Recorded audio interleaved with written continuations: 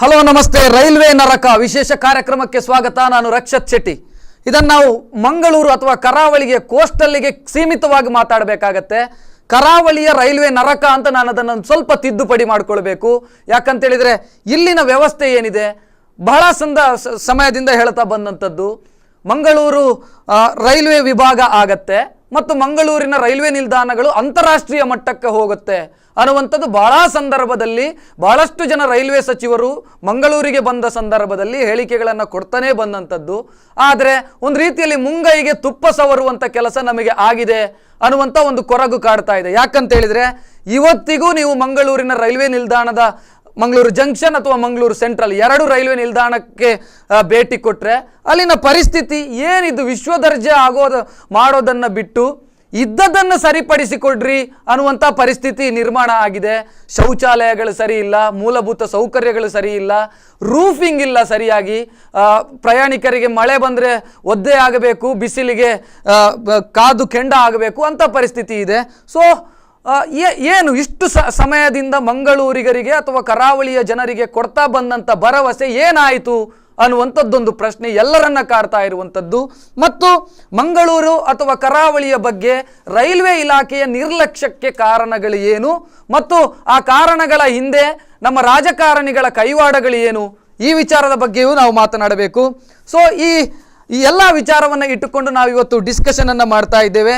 ಇಬ್ಬರು ಅತಿಥಿಗಳು ನಮ್ಮ ಸ್ಟುಡಿಯೋದಲ್ಲಿ ಇದ್ದಾರೆ. ಒಬ್ಬರು ಬಹಳ ಸಮಯದಿಂದ ರೈಲ್ವೆ ಹೋರಾಟಗಳಲ್ಲಿ ಗುರುತಿಸಿಕೊಂಡು ಬಂದಂಥವರು, ಕಾಂಗ್ರೆಸ್ನ ಮುಖಂಡರು ಪಿ ವಿ ಮೋಹನ್ ಅವರು ನಮ್ಮ ಸ್ಟುಡಿಯೋದಲ್ಲಿದ್ದಾರೆ. ಪಿ ವಿ ಮೋಹನ್ ಅವರೇ, ಕಾರ್ಯಕ್ರಮಕ್ಕೆ ಸ್ವಾಗತ. ಅದೇ ರೀತಿ ಮತ್ತೊಬ್ಬರು ರೈಲ್ವೆ ಹೋರಾಟದಲ್ಲಿ ಇದ್ದಂಥವರು, ಜೊತೆಗೆ ಕೆನರಾ ಚೇಂಬರ್ ಆಫ್ ಕಾಮರ್ಸ್ ಅನ್ನು ಪ್ರತಿನಿಧಿಸ್ತಾರೆ, ಅಹಮದ್ ಬಾವ್ ಅವರು ನಮ್ಮ ಸ್ಟುಡಿಯೋದಲ್ಲಿದ್ದಾರೆ. ಸರ್, ಕಾರ್ಯಕ್ರಮಕ್ಕೆ ಸ್ವಾಗತ. ನಮಸ್ಕಾರ ಸರ್. ಮೊದಲಿಗೆ ನಿಮ್ಮನ್ನ ಕೇಳಬೇಕು, ಮಂಗಳೂರು ನಗರಕ್ಕೆ ಅಥವಾ ಕರಾವಳಿಗೆ ಅದರದ್ದೇ ಆದಂತ ಒಂದು ಸ್ಟ್ಯಾಂಡರ್ಡ್ ಇದೆ. ಮಂಗಳೂರು ಅಂತ ಹೇಳಿದ್ರೆ ಇಡೀ ದೇಶದಲ್ಲಿ ಅದಕ್ಕೊಂದು ಸ್ಟ್ಯಾಂಡರ್ಡ್ ಇದೆ. ಆ ಸ್ಟ್ಯಾಂಡರ್ಡ್ಗೆ ತಕ್ಕ ಹಾಗೆ ಇಲ್ಲಿನ ರೈಲ್ವೆ ವ್ಯವಸ್ಥೆಗಳು ಇದೆಯಾ? ಮಂಗಳೂರು ಶತಕ ಪೂರ್ತಿ ಮಾಡಿದಂಥ ಒಂದು ಟರ್ಮಿನಲ್. ಬ್ರಿಟಿಷ್ ಕಾಲದಲ್ಲಿ ಒಂದು 4 ಟರ್ಮಿನಲ್ ಇತ್ತು: ಮಂಗಳೂರು, ಚೆನ್ನೈ, ಮುಂಬೈ, ಕಲ್ಕತ್ತಾ. ಆಗಿನ ಕಾಲದ ಇದೊಂದು ಟರ್ಮಿನಲ್. ಆ ದೃಷ್ಟಿಯಲ್ಲಿ ನೋಡಿದರೆ ಮಂಗಳೂರು ಬಹಳಷ್ಟು ಅಭಿವೃದ್ಧಿ ಆಗಬೇಕಿತ್ತು, ಆಗಲಿಲ್ಲ. ಆಮೇಲೆ ನೀವು ಹೇಳಿದ ನರಕ ಎಲ್ಲ ರೈಲ್ವೆ ನಿಲ್ದಾಣಗಳು ನರಕವೇ.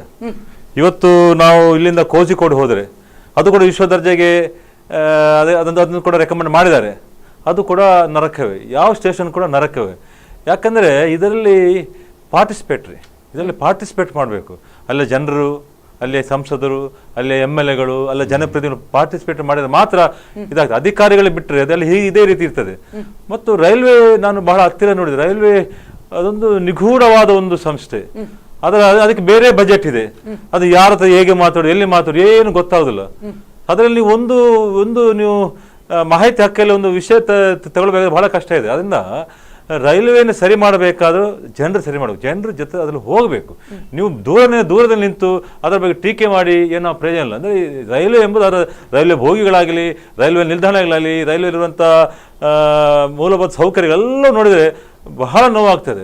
ಅದು ಮಂಗಳೂರಂಥ ನಗರ 4 ಟರ್ಮಿನಲ್, ಅದು ಆಗಿನ ಕಾಲ 100 ವರ್ಷ ತುಂಬಿದಂಥ ನಿಲ್ದಾಣದಲ್ಲಿ ಬಹಳಷ್ಟು ಕೆಲಸಗಳು ಆಗಬೇಕಿತ್ತು. ಇವತ್ತು ಕೂಡ 3 ಪ್ಲಾಟ್ಫಾರ್ಮ್ ಇದ್ದು, ನೀವು ಕೆಳಗೆ ಕೂಡ 4 ಪ್ಲಾಟ್ಫಾರ್ಮ್ ಇದೆ. ನೀವು ಟ್ರಿವೆಂಡ್ರಮ್ 8, 10, 12 ಪ್ಲಾಟ್ಫಾರ್ಮ್ ಇದೆ. ಬ್ಯಾಂಗ್ಳೂರಲ್ಲಿ 12 ಪ್ಲಾಟ್ಫಾರ್ಮ್ ಇದೆ. ಇಲ್ಲಿ 3 ಪ್ಲಾಟ್ಫಾರ್ಮ್ ಇಟ್ಕೊಂಡು ನಾವು ಏನು ಮಾತಾಡ್ತೀರಿ? ಎಸ್ ಸರ್, ಅಂದ್ರೆ ಇದ್ದದ್ದು ಕೂಡ ಸರಿ ಇಲ್ಲ ಅನ್ನುವಂಥದ್ದು. ನಾವು ಬಹುಶಃ ಇನ್ನೇನು ಸ್ವಲ್ಪ ಹೊತ್ತಲ್ಲಿ ಆ ವಿಜುವಲ್ಗಳು ಕೂಡ ಬರುತ್ತೆ. ಟಾಯ್ಲೆಟ್ ಅಲ್ಲಿ ನೈರ್ಮಲ್ಯತೆ ಇಲ್ಲ, ಮೂಲಭೂತ ಸೌಕರ್ಯ, ರೂಫಿಂಗ್ ಇಲ್ಲ, ಇದರಲ್ಲಿ ಪ್ಲಾಟ್ಫಾರ್ಮ್ ಅಲ್ಲಿ ರೂಫಿಂಗ್ ಇಲ್ಲ. ಯಾರು ಸರಿ ಮಾಡಬೇಕು? ಎಸ್, ಅದೇ ಪ್ರಶ್ನೆ ನಾನು ಕೇಳ್ತಾ ಇದ್ದೀನಿ. ನಾನು ಕೇಳಿದೆ, ಯಾರು ಸರಿ ಮಾಡಬೇಕು? ಇದನ್ನು ನಿಜವಾಗಿ ಇದು ಸಂಸದರಿಗೆ ಬರುವಂತ ಕೆಲಸಗಳು. ಸಂಸದರು ಇದ್ರ ಬಗ್ಗೆ ಮಾತಾಡಬೇಕು. MLA ಮಾತಾಡುವಂತ ಇಲ್ಲ. ಯಾಕಂದ್ರೆ ಇದು ರೈಲ್ವೆ ಸಂಬಂಧಪಟ್ಟು ಸೆಂಟ್ರಲ್ ಕೇಂದ್ರಕ್ಕೆ ಸಂಬಂಧಪಟ್ಟು ಸಂಸದರು ಮಾತಾಡಬೇಕು. ಕಳೆದ ಎಷ್ಟು ವರ್ಷಗಳಿಂದ ಯಾರು ಸಂಸದರು ಇದ್ರು ಇಲ್ಲಿ? 2 ಟರ್ಮ್ ಅಲ್ಲಿ ನಳಿನ್ ಕುಮಾರ್ ಕಟೀಲ್ ಅವರು. ಈಗ ನಾನು ಅವ್ರ ಬಗ್ಗೆ ಏನು ಹೇಳ್ತಾ ಇಲ್ಲ ವೈಯಕ್ತಿಕವಾಗಿ, ಬಟ್ ಅವರು ಇದರ ಬಗ್ಗೆ ಕಾಳಜಿ ವಹಿಸಬೇಕು. ಆ ಕಳಕಳಿ ಅವರು ಬೇಕು. ಅವರು ನಾನು ನೋಡ್ತೇನೆ, ಅವರು ಕರೀತಾರೆ, ಮಾತಾಡ್ತಾರೆ, ಬಟ್ ಅವರನ್ನು ಬಹುಶಃ ಅಧಿಕಾರಿಗಳು ಮಿಸ್ಗೈಡ್ ಮಾಡ್ತಾ ಇದ್ದಾರೆ ನನಗೆ ಅನಿಸ್ತದೆ. ಆ ಅಧಿಕಾರಿಗಳು ಬಂದು ಅದು ಈಗ ಹೇಳಿ ಅಂತ ಹೇಳಿ ಅದ್ರ ಬಗ್ಗೆ ರೈಲ್ವೆಯಲ್ಲಿರುವಂಥ ಕಾನೂನುಗಳು, ರೈಲ್ವೆ ಇರುವಂಥ ಹಲವನ್ನು ಬಹಳ ಆಳವಾಗಿ ಸ್ಟಡಿ ಮಾಡಬೇಕಾಗ್ತದೆ. ಒಂದೊಂದಕ್ಕೆ ಅಷ್ಟಷ್ಟು ಇದಿದೆ, ಸ್ಟಡಿ ಮಾಡಬೇಕು. ಸ್ಟಡಿ ಮಾಡಿದ್ರೆ ಒಂದು ದೊಡ್ಡ ರೈಲ್ವೆಗೆ ಒಂದು MP ಮಾಡಬೇಕು, ಅಷ್ಟು ಕೆಲಸ ಇದೆ ರೈಲ್ವೆ. ನಿಜವಾಗಿ ಮಾತಾಡೋದು ಬಜೆಟ್ ಗೊತ್ತಿದೆ ಎಷ್ಟು ರೈಲ್ವೆ ಅಗಾಧತೆಯೂ ಕೂಡ ಸಮಸ್ಯೆ ಅಗಾಧ ಇದೆ. ಆಮೇಲೆ ಈಗ ನೀವು ನೋಡಿ ಕೇರಳದಲ್ಲಿ, ನಾನು ನೋಡಿ ಕೇರಳದವರು ಎಷ್ಟು, ಕೇರಳದಲ್ಲಿ ರೈಲ್ವೆ ಎಂಬುದು ಅವರ ಜೀವನಾಡಿ, ಅವರ ಬದುಕಿಗೆ ಹೊಂದಿಕೊಂಡಿದೆ ರೈಲ್ವೆ. ಎಲ್ಲ ಸ್ಟೇಷನ್, ಎಲ್ಲ ಕೇಂದ್ರಗಳಲ್ಲಿ ರೈಲು ಹಾದು ಹೋಗ್ತದೆ. ಬಟ್ ನಮ್ಮಲ್ಲಿ ಹಾಗೆ ಇಲ್ಲ. ಸೊ ಅವರಿಗೆ ರೈಲ್ವೆ ಬಗ್ಗೆ ಅವೇರ್ನೆಸ್ ಇದೆ, ರೈಲ್ವೆಯಿಂದ ಏನು ಮಾಡಬೇಕಂತ ಅವೇರ್ನೆಸ್ ಇದೆ. ನಮಗೆ ಸ್ಟಾಪ್ ಬೇಕಾದ ಅಲ್ಲಿ ಬೇಕಿದ್ರೆ ಅವರು ಅಲ್ಲಿ ಮಾಡಿಸ್ತಾರೆ. ಅವರು ಅಲ್ಲಿ MP ಗಳು ಅದಕ್ಕೆ ನೋಡಿ 2006 ಬಜೆಟ್ 9 ಬಜೆಟ್ ಮಮತಾ ಬ್ಯಾನರ್ಜಿ ಇರುವಾಗ ನಮ್ದು ವಿಶ್ವ ದರ್ಜೆಗೆ ಬಜೆಟ್ ಅಲ್ಲೇ ಹೇಳಿದ್ರು ಮಂಗಳೂರು ಹೇಳಿ 1 ವಾರದಲ್ಲಿ ಅವರು ಕೋಜಿಕೋಡ್ನ MP ಹೋಗಿ ಗಲಾಟೆ ಮಾಡಿ ಅದನ್ನು ಕೂಡ ಅದರಲ್ಲಿ ಲಿಸ್ಟ್ ಸೇರಿಸಿದ್ರು. ಇದು ಅಲ್ಲಿಯ ಸಂಸದರ ಕೆಲಸ. ನಮ್ಮಲ್ಲಿ ಅದ್ರ ಬಗ್ಗೆ ಯಾರು ಮಾತಾಡ್ತಾರೆ? ಅಹಮದ್ ಬಾವ್ ಅವರೇ, ನಾನು ಅದೇ ಪ್ರಶ್ನೆಯನ್ನಿಟ್ಟೆ. ಮಂಗಳೂರಿನ ಸ್ಟ್ಯಾಂಡರ್ಡ್ಗೆ ನೀವು ಕೆನರಾ ಚೇಂಬರ್ ಆಫ್ ಕಾಮರ್ಸ್ ಅನ್ನು ಪ್ರತಿನಿಧಿಸ್ತೀರಿ. ಒಂದು ಬಿಸಿನೆಸ್ ಸೆಂಟರ್ ಆಗಿ ಮಂಗಳೂರು ಬೆಳೀತಾ ಇದೆ. ಸರಿ, ಅದಕ್ಕೆ ತಕ್ಕ ಹಾಗೆ ನಮ್ಮ ರೈಲ್ವೆ ಇಲಾಖೆ ಇದೆಯಾ, ಅಥವಾ ನಮಗೆ ಸಿಗ್ತಾ ಇರುವಂತ ಸೌಲಭ್ಯಗಳು ಅದರ ಸ್ಟ್ಯಾಂಡರ್ಡ್ಗೆ ತಕ್ಕ ಹಾಗೆ ಇದೆಯಾ? ನಾನು ಮಂಗಳೂರು ಸೆಂಟ್ರಲ್ ರೈಲ್ವೆ ನಿಲ್ದಾಣದ ಬಗ್ಗೆ ಹೇಳುವುದಾದರೆ, ಅದಕ್ಕೆ 100 ವರ್ಷ ಆಗುವಾಗ ಚೇಂಬರ್ ಆಫ್ ಕಾಮರ್ಸ್ ಕೇಂದ್ರ ಸರ್ಕಾರಕ್ಕೆ ಒಂದು ಬೇಡಿಕೆಯನ್ನು ಸಲ್ಲಿಸಿತು. ಯಾಕಂತ ಹೇಳಿದರೆ, ನಮ್ಮ ಚರಿತ್ರ ಪ್ರಸಿದ್ಧವಾದ ಮಂಗಳೂರು ರೈಲ್ವೆ ನಿಲ್ದಾಣ ಇದಕ್ಕೆ 100 ವರ್ಷ ಆಗ್ತಾ ಇದೆ, ಇದನ್ನು ನೀವು ವಿಶ್ವ ದರ್ಜೆಗೆ ಏರಿಸಬೇಕು ಎಂದು. ಅದು ಪೆಂಡಿಂಗ್ ಆಗಿ ಆಗಿ ಆಗಿ ಮಮತಾ ಬ್ಯಾನರ್ಜಿ ಅವರು ನಮಗೆ ವಿಶ್ವ ದರ್ಜೆ ಕೊಟ್ಟರು. ವಿಶ್ವ ದರ್ಜೆ ಕೊಟ್ಟ ನಂತರ ನಾವು ಚೇಂಬರ್ ಆಫ್ ಕಾಮರ್ಸ್ನಲ್ಲಿ ಕೆಲವು ಪ್ರಸಿದ್ಧ ಇಂಜಿನಿಯರನ್ನು ಕರೆದು ಇದು ವಿಶ್ವ ದರ್ಜೆಗೆ ಹೇಗೆ ಮಾಡೋದು ಎಂದು ಹೇಳಿ ಪ್ಲ್ಯಾನನ್ನು ರೈಲ್ವೆ ಬೋರ್ಡಿಗೆ ಕಳಿಸಿಕೊಟ್ಟೆವು. ಅದು ಈಗಲೂ ಅದು ಎಲ್ಲಿ ಉಂಟು ಅಲ್ಲಿ ಧೂಳು ತಿಂತಾ ಉಂಟು, ಗೊತ್ತಾಯ್ತಲ್ಲ. ನಮ್ಮ ಶುಚಿತ್ವದ ಬಗ್ಗೆ PV ಮೋಹನ್ ಅವರು ಹೇಳಿದರು. ಗಾಂಧಿ ಜಯಂತಿ ದಿವಸ ಇಡೀ ಭಾರತದಲ್ಲಿ ಸ್ವಚ್ಛ ಭಾರತ್ ಎಂದು ಒಂದು ಅಭಿಯಾನ ಆಯಿತು. ಆ ಅಭಿಯಾನದಲ್ಲಿ ಮಂಗಳೂರು ಸೆಂಟ್ರಲ್ ರೈಲ್ವೆ ನಿಲ್ದಾಣ ಮತ್ತು ಜಂಕ್ಷನ್ ಇದು ಎರಡರಲ್ಲಿಯೂ ಆ ಕಾರ್ಯಕ್ರಮ ನಡೆಯಿತು. ತದನಂತರ ಇದರಿಂದ ಇವತ್ತಿನಿಂದ ಸಾಧಾರಣ 1 ತಿಂಗಳು ಮುಂಚೆ ಜಂಕ್ಷನ್ ರೈಲ್ವೆ ನಿಲ್ದಾಣದಲ್ಲಿ ಮತ್ತೊಂದು ಶುಚಿತ್ವ ಅಭಿಯಾನ ನಡೆಯಿತು. ಇದು ರೈಲ್ವೆ ಡಿಪಾರ್ಟ್ಮೆಂಟಿಂದ ಒಂದು ಚಿಕ್ಕ ಸದಕ್ಕೆ ಬರಲಿಲ್ಲ, ಎಲ್ಲ ಡೋನರ್ಗಳು ದುಡ್ಡು ಹಾಕಿ ಆ ಕಾರ್ಯಕ್ರಮ ನಡೆಸ್ತಾ ಇದ್ದಾರೆ. ಇನ್ನು ನಾವು ಜಂಕ್ಷನ್ನಲ್ಲಿ ಪ್ರತಿ 6 ತಿಂಗಳಿಗೆ ಅಥವಾ 3 ತಿಂಗಳಿಗೊಮ್ಮೆ ಅಂತ ಶುಚಿತ್ವ ಅಭಿಯಾನವನ್ನು ನಡೆಸುವಂತ ಕಾರ್ಯಕ್ರಮವನ್ನು ಇಟ್ಟುಕೊಂಡಿದ್ದೇವೆ. ಎಸ್ PV ಮೋಹನ್ ಅವರು ಈ ವಿಶ್ವ ದರ್ಜೆ ವಿಚಾರವನ್ನು ಪ್ರಸ್ತಾಪ ಮಾಡಿದ್ರು. ವಿಶ್ವ ದರ್ಜೆ ಅನ್ನುವಂತ ಕಲ್ಪನೆಯೇ ಮೂರ್ಖತನವು ಅಂತ ಅನಿಸುತ್ತೆ ನಮಗೆ. ಮಮತಾ ಬ್ಯಾನರ್ಜಿ ಅವರ ಕಾಲ ಹೋಗಿ ಎಷ್ಟು ಸಮಯ ಆಯ್ತು, ಇನ್ನೂ ಕೂಡ ಅದು ಸಾಕಾರ ಆಗಲಿಲ್ಲ ಅಂತಾದ್ರೆ ಮತ್ತೆ ಯಾಕೆ ಬಜೆಟ್ ಅಲ್ಲಿ ಅದನ್ನು ಘೋಷಣೆ 2006ರಲ್ಲಿ 50 ಕೋಟಿ ಬಜೆಟ್ ಇಟ್ಟರು ವಿಶ್ವ ದರ್ಜೆಗೆ. ಆಮೇಲೆ ಮಮತಾ ಬ್ಯಾನರ್ಜಿ ಆಮೇಲೆ ಬರುವ ನೆಕ್ಸ್ಟ್ ಬಜೆಟ್ ಅಲ್ಲಿ ಕೂಡ 10 ಕೋಟಿ ಇದೆ. ಈಗ ಪ್ರತಿ ಬಜೆಟ್ ಅಲ್ಲಿ ಅದಕ್ಕೆ ಇಡ್ತಾರೆ ವಿಶ್ವ ದರ್ಜೆ ಕಾನ್ಸೆಪ್ಟ್ಗೆ. ಬಟ್ ಅವರು ಹೇಳಿದಾಗೆ ಅನುದಾನ ಇಡೋದು ಮಾತ್ರ, ವಿನಿಯೋಗ ಆಗೋದಿಲ್ಲ. ವಿನಿಯೋಗ ಆಗಿದೆ ಅಂತ ಹೇಳ್ತಾ ಇದ್ದಾರೆ ಈಗ. ಅದಕ್ಕೆ ಅದು ಹೇಗೆ ಅನುದಾನ ವಿನಿಯೋಗ ಆಗಿದೆ ಇದರ ಬಗ್ಗೆ ಸರಿಯಾದ ಮಾಹಿತಿ ನಮ್ಮಲ್ಲಿಲ್ಲ. ಇದಕ್ಕೆ ನಕ್ಷೆ, ಇದರ ಪ್ಲಾನ್ ಮಾಡಲಿಕ್ಕೆ ಕೊಚ್ಚಿನ್ ಒಬ್ಬರಿಗೆ ಕೊಟ್ಟಿದ್ದಾರೆ ವಿನ್ಯಾಸಕಾರರಿಗೆ. ನಾನು ಝೋನಲ್ ಮೀಟಿಂಗ್ ಹೇಳಿದೆ, ನೀವು ಕೊಚ್ಚಿನಲ್ಲಿ ಒಂದು ವಿನ್ಯಾಸಕಾರ ಕೊಡೋ ಬದಲು ನಮ್ಮ ಊರಿನವರಿಗೆ ಕೊಡಿ, ನಮ್ಮ ರಾಜ್ಯದವ್ರಿಗೆ ಕೊಡಿ. ಕನಿಷ್ಠ ನಾವೆಲ್ಲ ಸೇರ್ತೇವೆ, ಚೇಂಬರ್ ಆಫ್ ಕಾಮರ್ಸ್ ಇದ್ದಾರೆ, ಬೇರೆ ಬೇರೆ ಸಂಘ ಸಂಸ್ಥೆ, ನಮಗೆ ಯಾವ ರೀತಿಯಲ್ಲಿ ನಮ್ಮ ನಿಲ್ದಾಣ ಇರಬೇಕೆಂಬುದು ನಾವು ಮಾಡ್ತೇವೆ. ಅದಕ್ಕೆ ಅಲ್ಲಿ ಒಪ್ಪಲಿಲ್ಲ. ಅಂದರೆ ಅಲ್ಲಿ ದೊಡ್ಡ ಲಾಬಿಗಳಿವೆ. ಇಲ್ಲಿ 50 ಕೋಟಿ ಅಂದ್ರೆ ಸಣ್ಣ ಮೊತ್ತ, ದೊಡ್ಡ ಮೊತ್ತ. ಇದನ್ನು ಹೇಗೆ ಕಬಳಿಸುವುದು, ಇದನ್ನು ಹೇಗೆ ತಿನ್ನಬೇಕೆಂಬುದೇ ಒಂದು ದೊಡ್ಡ ಲಾಬಿಗಳಲ್ಲಿ. ಅದರಿಂದ ಅನ್ಲೆಸ್ ಸಂಸದರು ಬಹಳಷ್ಟು ದೊಡ್ಡ ರೋಲ್ ಇದೆ ಇದರಲ್ಲಿ. ಸಂಸದರು ನೇರವಾಗಿ ಭಾಗವಹಿಸಬೇಕು, ಸಂಸದರು ಇಲ್ಲಿಯ ಜನರನ್ನು ಸೇರಿಸಿ ಮಾತಾಡಿಸಬೇಕು, ಇದವರು ಮಾಡಬೇಕು. ಇಲ್ಲದಿದ್ರೆ ನಮಗೆ ಇನ್ನೊಂದು 100 ವರ್ಷ ಇದೇ ರೀತಿ ಇರ್ತದೆ. 3 ಪ್ಲಾಟ್ಫಾರ್ಮ್, ಇನ್ನೊಂದು ಪ್ಲಾಟ್ಫಾರ್ಮ್ ಯಾಕೆ ಮಾಡಬಾರ್ದು? ಇವತ್ತು ಪ್ಲಾಟ್ಫಾರ್ಮ್ ಇಲ್ಲ. ಪ್ಲಾಟ್ಫಾರ್ಮ್ ಇಲ್ಲದ್ರಿಂದ ಕೆಲವು ರೈಲುಗಳು ಶತಾಬ್ದಿ ನಮಗಿತ್ತು, ಮಡ್ಗಾವಿಂದ ಇಲ್ಲಿ ಶತಾಬ್ದಿ ಇತ್ತು, ಅದು ಎಕ್ಸ್ಟೆಂಡ್ ಮಾಡಿದ್ರೆ ಪ್ಲಾಟ್ಫಾರ್ಮ್ ಕೊರತೆಯಿಂದ ಅದು ಕ್ಯಾನ್ಸಲ್ ಆಯ್ತು. ಎಸ್ ಸರ್, ಅಂದ್ರೆ ಅದೇ ಎಲ್ಲೋ ಒಬ್ಬ ದೂರದಿಂದ ವೆಸ್ಟ್ ಬೆಂಗಾಲಿಂದಲೋ ಅಥವಾ ಇನ್ನೊಂದು ಯಾವುದೋ ಒಂದು ಊರಿಂದ ಮಂಗಳೂರು ರೈಲ್ವೆ ನಿಲ್ದಾಣದಲ್ಲಿ ಬಂದು ಇಳಿತಾನೆ. ಮಂಗಳೂರಿನ ಬಗ್ಗೆ ಒಂದು ಕಲ್ಪನೆ ಇರುತ್ತೆ. ಮಂಗಳೂರಿಗರು ಅಂತ ಹೇಳಿದ್ರೆ ಬಹಳ ಸ್ಟ್ಯಾಂಡರ್ಡ್ ಜನಗಳು, ಮಂಗಳೂರು ಅಂತ ಹೇಳಿದ್ರೆ ಬಹಳ ಉತ್ತಮ ಸಿಟಿ, ಆ ರೀತಿ. ರೈಲ್ವೆ ನಿಲ್ದಾಣದಲ್ಲಿ ಬಂದು ಇಳಿದ ಕೂಡಲೇ ನಾವು ಎಂತ ಇಮೇಜ್ ಅನ್ನ ಕೊಡ್ತಾ ಇದ್ದೇವೆ ಬಂದವರಿಗೆ? ನಾವು ನನಗೆ ನೋವಂದ್ರೆ ನಾನು ಹೇಳಬಾರ್ದು, ನಮ್ಮ ಭಾಳ ಸ್ನೇಹಿತರು ರಿಕ್ಷಾದವರಿದ್ದಾರೆ, ಸುಲಿಗೆನೇ ಮಾಡ್ತಾರೆ. ಕಣ್ಣಿಗೆ ಕಣ್ಣಲ್ಲಿ ರಕ್ತ ಇಲ್ಲ ರೀತಿಯಲ್ಲಿ ಅವರು ಸುಲಿಗೆ ಮಾಡ್ತಾರೆ. ಎಲ್ಲಿ ಮೇಲೆ ತಾಜ್ ಮಹಲಿಗೆ ಹೋಗ್ಬೇಕಾದ್ರೆ ಅವರು 100 ರೂಪಾಯಿ ತಗೊಳ್ತಾರೆ. ಇದಲ್ಲಿ ಒಂದು ರೀತಿ ಅಲ್ಲಿ ವ್ಯವಸ್ಥೆಗಳೇನಿಲ್ಲ, ಮತ್ತು ಅಲ್ಲಿ ಬಹಳಷ್ಟು ಜನರು ಭಾಷೆ ಗೊತ್ತಿಲ್ಲ. ನಮಗಿಲ್ಲಿ ಭಾಷೆ ಬಹಳ ಇಂಪಾರ್ಟೆಂಟ್ ಸಂವಹನ ಮಾಡಲಿಕ್ಕೆ. ಕನ್ನಡ ಗೊತ್ತಿರಬೇಕು, ತುಳುಗು ಖಂಡಿತ ಗೊತ್ತಿರಬೇಕು, ತುಳುಗು ಕನಿಷ್ಠ ಕನ್ನಡ ಅದಕ್ಕೆ ಗೊತ್ತಿಲ್ಲ ಅವರಿಗೆ. ಅಲ್ಲಿ ಎಲ್ಲ ಮಲಯಾಳಿಗಳು ಮತ್ತು ಈಗ ಬಿಹಾರಿಗಳು ಬಿದ್ದಿದ್ದಾರೆ.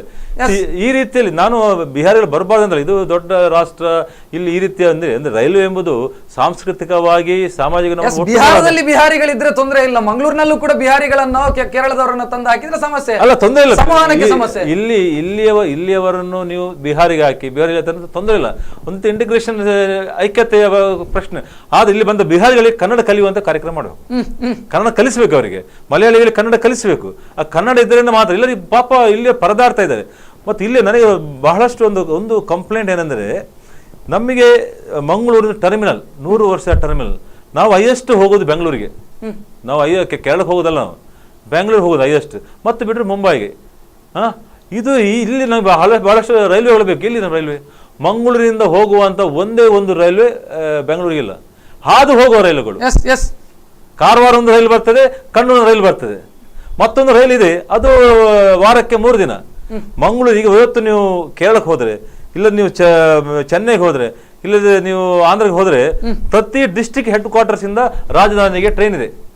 ಕಾಸರಗೋಡು ಡಿಸ್ಟ್ರಿಕ್ಟ್ ಒಂದು ಟ್ರೈನ್ ಇದೆ ಟ್ರಿವೆಂಡ್ರಮಿಗೆ, ಕಣ್ಣೂರಿಂದ ಟ್ರೈನ್ ಇದೆ, ಆಮೇಲೆ ಕೊಚ್ಚಿಯಿಂದ ಟ್ರೈನ್ ಇದೆ, ಎಲ್ಲ ಡಿಸ್ಟ್ರಿಕ್ಟ್ ಹೆಡ್ ಕ್ವಾರ್ಟರ್ಸ್ ಅಲ್ಲಿ. ಹಾಗೆ ಚೆನ್ನೈಲಿ ಕೂಡ, ಚೆನ್ನೈಲಿ ನೀವು ತಗೊಳ್ಳಿ, ಚೆನ್ನೈ ತಾಂಜಾವೂರು ಆಗಲಿ, ಇಲ್ಲದ್ರೆ ಮಧುರೈ, ಎಲ್ಲ ಟ್ರೈನ್ ಇದೆ ಇಲ್ಲಿಗೆ ಸ್ಟೇಟ್ ಕ್ಯಾಪಿಟಲ್ಗೆ. ನಮ್ಮಲ್ಲಿ ಸ್ಟೇಟ್ ಕ್ಯಾಪಿಟಲ್ ಟ್ರೈನ್ ಇದೆಯಾ? ನಾವು ಇನ್ನೊಂದು ರಾಜ್ಯದ ಟ್ರೈನ್ ನಮ್ಮ ಮೂಲಕ ಅದು ಹೋಗುತ್ತೆ ಮಂಗಳೂರಿನ ಮುಖಾಂತರ. ಎಸ್ ಸರ್, ಏನು ಸಮಸ್ಯೆ ಅಂತ ಭಾವಿಸ್ತೀರಿ? ಇಡೀ ಬೇಸಿಕ್ ಸಮಸ್ಯೆ ಇಲ್ಲಿದೆ. ಅಲ್ಲ, ಇಲ್ಲಿ ಸಮಸ್ಯೆ ಏನಂತ ಹೇಳಿದರೆ, ನಮ್ಮ ಜನಪ್ರತಿನಿಧಿಗಳಿಗೆ ಇಚ್ಛಾಶಕ್ತಿಯ ಕೊರತೆ ಉಂಟು. ಕೇರಳ ಮತ್ತು ಕರ್ನಾಟಕಕ್ಕೆ ಅದರ ಪ್ರತಿನಿಧಿಗಳನ್ನು ನಾವು ಹೋಲಿಸುವುದಾದರೆ, ಕೇರಳದ ಜನಪ್ರತಿನಿಧಿಗಳು ಕೇರಳಕ್ಕೆ ಎಲ್ಲಿಯಾದರೂ ಒಂದು ರೈಲು ಮಂಜೂರು ಆಗಬೇಕೆಂದು ಪಾರ್ಲಿಮೆಂಟಲ್ಲಿ ಪ್ರಸ್ತಾವನೆ ಬಂದರೆ, ಅಲ್ಲಿ ಪಾರ್ಟಿ ಮರೆತು, ಪಾರ್ಟಿ ಇಲ್ಲವರಿಗೆ, ಇದು ನಮ್ಮಳ ನಾಟಿಂಡ ಪ್ರಶ್ನೆ, ಮಲಯಾಳದಲ್ಲಿ ಇದು ನಮ್ಮಳ ನಾಟಿನ ಪ್ರಶ್ನೆ ಅಂತ ಹೇಳಿ ಅವರ ಎಲ್ಲಾ ಎಂಪಿಗಳು ಒಟ್ಟಾಗಿ ಅದನ್ನು ಸಾಧಿಸಿ ತೆಗೆದುಕೊಳ್ತಾರೆ.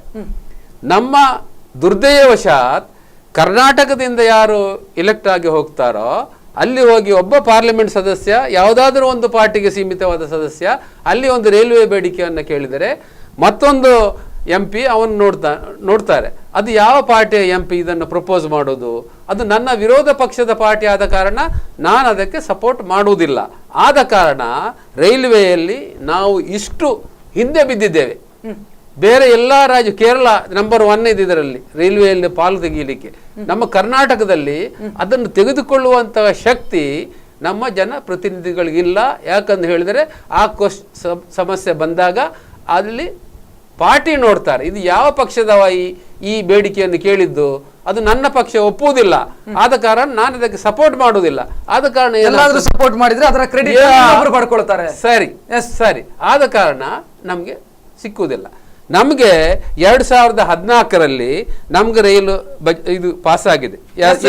ಒಂದ್ ನಿಮಿಷ ಸರ್, ಜಗನ್ನಾಥ್ ಅನ್ನೋರು ಉಡುಪಿಯಿಂದ ಮಾತಾಡ್ತಾರೆ. ಸರ್ ನಮಸ್ಕಾರ. ನಮಸ್ಕಾರ. ಮಾತಾಡಿ ಸರ್, ಏನ್ ಹೇಳ್ತೀರಿ? ರೈಲ್ವೆ ಕರಾವಳಿಯ ರೈಲ್ವೆ ಇಲಾಖೆ ಬಗ್ಗೆ ತಮ್ಮ ಅಭಿಪ್ರಾಯ ಏನು? ನೋಡಿ, ನಮ್ಮ ಕರ್ನಾಟಕದಲ್ಲಿ ಮಂಗಳೂರು ರೈಲ್ವೆ ಸ್ಟೇಷನ್ ಇದ್ದು ನಮ್ಗೆ ಅಲ್ಲಿ ಮಾತಾಡ್ಲಿಕ್ಕೆ ಕರೆಕ್ಟ್ ಒಂದು ಕನ್ನಡ ಬಿಡಿ, ಅಲ್ಲಿ ಮಾತಾಡಕ್ಕೆ ಒಂದು ಎಲ್ಲ ಒಂದು ಲ್ಯಾಂಗ್ವೇಜ್ ಜೊತೆ ಮಲಯಾಳಿ ಮಾತಾಡ್ತದೆ, ಆದ್ರೆ ಒಂದು ಕನ್ನಡ ಇದಿಲ್ಲ ಅಲ್ಲಿ. ನಮ್ಮ ಇವ್ರನ್ನ ಎಷ್ಟು ಪೆಚಾಡ್ತದೆ ಅಂದ್ರೆ ಕರೆಯ ಅಂದ್ರೆ ಎಲ್ಲ ಕೇರಳದವ್ರಿ, ಯಾವ ವಿಷಯ ಮಾತಾಡಿದ್ರೆ ಕೇರಳದಲ್ಲಿ ಮಾತಾಡ್ಬೇಕು. ಯಾಕೆ ಈ ತರ ಇದೆ? ತುಂಬಾ ಬೇಜಾರಾಗ್ತಾ ಇದೆ. ರೈಲ್ವೆ ಸ್ಟೇಷನ್ ಹೋಗ್ಲಿಕ್ಕೆ ಬೇಜಾರಾಗ್ತದೆ. ನಮ್ಮ ಕರ್ನಾಟಕದಲ್ಲಿ ಇದ್ದು ನಾವು ಕೇರಳದಲ್ಲೆಲ್ಲ ಇಲ್ಲಿ ಭರ್ತಿ ಮಾಡಿದಾರೆಲ್ಲ. ಎಸ್ ಜಗನ್ನಾಥ್ ಅವರೇ, ಧನ್ಯವಾದಗಳು. ಬಹುಶಃ ಈ ದೃಶ್ಯಗಳಲ್ಲಿ ನೀವು ಗಮನಿಸ್ತಾ ಇದ್ದೀರಿ ಸರ್, ಆ ದೃಶ್ಯಗಳನ್ನು ನೀವು ನೋಡ್ತಾ ಇದ್ದೀರಿ ಅಂತ ನಾನು ಭಾವಿಸ್ತೇನೆ. ಎಲ್ಲೋ ಕಸ ಬಿದ್ದುಕೊಂಡಿರುತ್ತೆ, ನೀರು ಪ್ಲಾಟ್ಫಾರ್ಮ್ ಅಲ್ಲಿ ನೀರು ಹೋಗ್ತಾ ಇರುತ್ತೆ. ಏನಿದ್ರು ಇದು ಗೊತ್ತಿದ್ದು ಇದು ರೈಲ್ವೆ ಅಧಿಕಾರಿಗಳಿಗೆ ಕಾಣೋದಿಲ್ವಾ? ಆದರೆ ಒಂದು ರೈಲ್ವೆ ಸ್ಟೇಷನ್ನ ರೆಪ್ಯುಟೇಷನ್ನ ಕತೆ ಏನು? ಈ ರೀತಿ ಇದ್ರೆ ಈ ದೃಶ್ಯಗಳನ್ನು ಏನನ್ನ ಸೂಚಿಸುತ್ತೆ? ಇದು ನಿರ್ಲಕ್ಷ್ಯವೋ ಅಥವಾ ಇರೋದೇ ಹೀಗೆಯೋ, ರೈಲ್ವೆ ಇಲಾಖೆ ಇರೋದೇ ಹೀಗೆಯೋ? ಎಂದ್ರೆ ಇದನ್ನ ಮುಂಚಿನ ಒಂದು ಗುತ್ತಿಗೆದಾರನಿಗೆ ಇದರ ಕಾಂಟ್ರಾಕ್ಟ್ ಇತ್ತು. ಅದನ್ನು ಕಳೆದ ತಿಂಗಳು ಚೇಂಜ್ ಮಾಡಿ ಮಂಗಳೂರು ವಿಮಾನ ನಿಲ್ದಾಣದಲ್ಲಿ ಯಾರಿಗೆ ಶುಚಿತ್ವದ ಕೆಲಸ ಕೊಟ್ಟಿದೆಯೋ ಅದೇ ಕಾಂಟ್ರಾಕ್ಟ್ಗೆ ಕಂಕನಾಡಿ ಮತ್ತು ಜಂಕ್ಷನ್, ಇದು ಸೆಂಟ್ರಲ್ ಮತ್ತು ಜಂಕ್ಷನ್, ಆ ಶುಚಿತ್ವದ ಕೆಲಸ ಅವನಿಗೆ ಕೊಟ್ಟಿದೆ. ಬಹುಶಃ ಇನ್ನು ಮುಂದಿನ ದಿನಗಳಲ್ಲಿ ಇಂತಹ ಸ್ವಲ್ಪ ದುರ್ವಾಸನೆ, ಅವ್ಯವಸ್ಥೆ ಇದು ಸರಿಯಾಗಬಹುದು ಎಂದು ಕಾಣ್ತದೆ. ಎಸ್ ಪಿ ವಿ ಮೋಹನ್ ಅವರೇ, ಸ್ವಚ್ಛತೆಯ ವಿಚಾರದಲ್ಲಿ ನಮ್ಮ ನಿರ್ಲಕ್ಷ್ಯ ಕಾಣಿಸೋದಿಲ್ವಾ ನಮ್ಮ ರೈಲ್ವೆ ನಿಲ್ದಾಣಗಳಲ್ಲಿ? ಮಂಗಳೂರು ಆಗಿರ್ಬೋದು, ಮಂಗಳೂರು ಜಂಕ್ಷನ್ ಆಗಿರ್ಬೋದು, ಸೆಂಟ್ರಲ್ ಆಗಿರ್ಬೋದು, ಪುತ್ತೂರು ಇರ್ಬೋದು, ಈ ಕಡೆ ಸುರತ್ಕಲ್ ರೈಲ್ವೆ ಸ್ಟೇಷನ್ ಸಮಸ್ಯೆ ಕಾಣಿಸ್ತಾ ಇಲ್ವಾ ಸ್ವಚ್ಛತೆಯ ವಿಚಾರದಲ್ಲಿ? ಖಂಡಿತವಾಗಿ ಸ್ವಚ್ಛತೆ ಏನಂದ್ರೆ ಗೊತ್ತಾಗಬೇಕಾದ್ರೆ ರೈಲ್ವೆ ಸ್ಟೇಷನ್ ಹೋಗ್ಬೇಕು. ಅಲ್ಲಿ ಹೋದ್ರೆ ಗೊತ್ತ ಏನು ಸ್ವಚ್ಛತೆ ಅಲ್ಲ ಅಂತ ಎಂಬುದು. ಎಲ್ಲ ಕಡೆ ಅಂದ್ರೆ ಬೇಕಾದಷ್ಟು ದುಡ್ಡಿದೆ ರೈಲ್ವೆಯಲ್ಲಿ. ನೀವು ಪ್ರಯಾಣಿಕರನ್ನ ದುಡ್ಡು ತಗೊಳ್ತೀರಾ, ಅದನ್ನು ನೀವು ಪ್ರಯಾಣಿಕರಿಗೆ ಕೊಡಬೇಕಲ್ಲ. ರೈಲ್ವೆ ಸ್ಟೇಷನ್ಗಳು, ರೈಲ್ವೆ ಭೋಗಿಗಳಲ್ಲಿ ನೀವು ಜಿರಳೆ ಮತ್ತು ಎಲಿಗಳನ್ನು ನೋಡಿದ್ರೆ ಈಗ ಎಲಿಗಳ ಕಾಟ ಬೇಕಾದಷ್ಟಿದೆ. AC ಅಲ್ಲಿ ಹೋದ್ರೆ ಗೊತ್ತಾಗ್ತದೆ ನಿಮಗೆ. ಅದರಿಂದ ಇದಕ್ಕೆ ಒಂದು ಜನ ಹೋರಾಟ ಆಗಬೇಕು. ಜನ ಹೋರಾಟ ಮಾಡಿ ಕೂತ್ರೆ ಆ ಬಿಸಿ ಮುಟ್ತದೆ. ನೀವು ಯಾವುದೇ ಹೋರಾಟದಲ್ಲಿ ರೈಲ್ವೆ ಹೋರಾಟ ಬಹಳ ಅದಕ್ಕೆ ನ್ಯಾಷನಲ್ ಕವರೇಜ್ ಸಿಗ್ತದೆ, ಎಲ್ಲ ಮಾಧ್ಯಮಗಳು ಬರ್ತದೆ. ಅದು ಅವರಿಗೆ ರೈಲ್ವೆ ಅಧಿಕಾರಿಗಳಿಗೆ ಬಿಸಿ ಮುಟ್ತದೆ, ಏನಾಯ್ತು ಕೇಳ್ತಾರೆ. ಅದರಿಂದ ಇದಕ್ಕೆ ನೀವು ಹೋರಾಟ ಮೂಲಕವೇ ಬದಲಾವಣೆ ಮಾಡಬೇಕೆ ಹೊರತು ನೀವು ಅದಕ್ಕೆ ಹೋಗಿ ಒಂದು ಅರ್ಜಿ ಕೊಡೋದು ಏನು ಆಗುದಿಲ್ಲ. ಎಸ್ ಪಿ ಮೋಹನ್ ಅವರೇ, ಅದೇ ರೀತಿ ನಿಮ್ಮ ಹತ್ರ ಮಾತಾಡಿಸ್ತೇನೆ. ಅದಕ್ಕಿಂತ ಮೊದಲೊಂದು ಬ್ರೇಕ್ ಅನ್ನು ತೆಗೆದುಕೊಳ್ಳಬೇಕು. ವಿಶೇಷ ಕಾರ್ಯಕ್ರಮದಲ್ಲಿ ಒಂದು ಬ್ರೇಕ್ ಅನ್ನು ತೆಗೆದುಕೊಳ್ತಾ ಇದ್ದೀನಿ. ಬ್ರೇಕ್ ನಂತರ ಕಾರ್ಯಕ್ರಮ ಮತ್ತೆ ಮುಂದುವರಿಯುತ್ತದೆ.